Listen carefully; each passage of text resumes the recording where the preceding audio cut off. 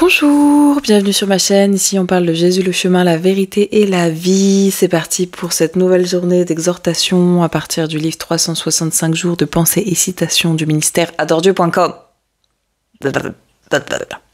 Joyeux lundi à tous. Je rends grâce à Dieu que vous soyez encore là, en vie, que je sois encore là, en vie, avec le souffle de vie. Vraiment, c'est une grâce que nous négligeons trop souvent. Voilà, donc louons l'Éternel pour ses bienfaits. La thématique du jour, c'est ne jugez point, vous ne savez pas. Et le verset, c'est Matthieu 7, 1. Ne jugez point afin que vous ne soyez point jugés. Nous entendons de multiples témoignages de ce que Jésus accomplit dans les cœurs et dans les vies. Et il nous arrive aussi d'entendre que tel frère ou telle sœur a abandonné le Seigneur. Ça fait mal. Ou encore que telle personne a commis telle erreur. Quelle est notre attitude vis-à-vis de cela ? Est-ce que nous prions pour cela ou est-ce que nous jugeons la personne ?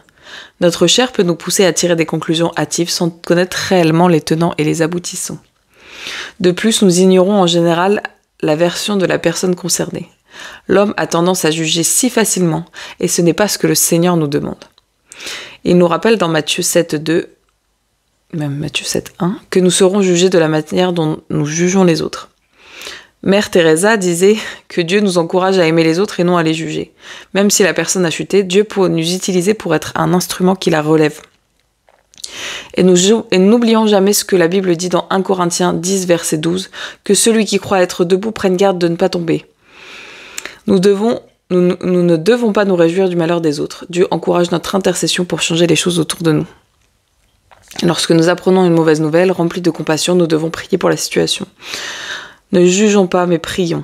Si nous agissons ainsi, je suis convaincue que nous verrons davantage de miracles. Nos prières peuvent changer les circonstances et Dieu peut relever les personnes qui ont chuté. La prière, c'est « Père, je te demande pardon pour le nombre de fois où je juge les autres ». Et la petite citation du jour, c'est « Lorsque vous prenez le temps de prier pour les autres, Dieu trouve le temps de vous bénir ». Ah, c'est un sujet vraiment, vraiment important.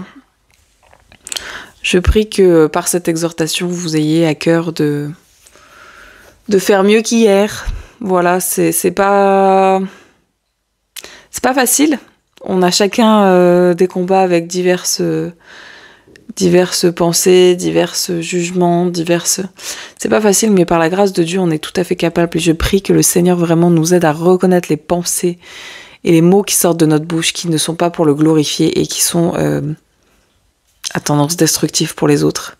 La vie et la mort sont au pouvoir de la langue. Voilà, donc c'est compliqué de dire qu'on aime quelqu'un et que dès qu'on en a l'occasion, on juge dans son dos. Bref, que le Seigneur vous bénisse et vous accompagne pour cette nouvelle semaine.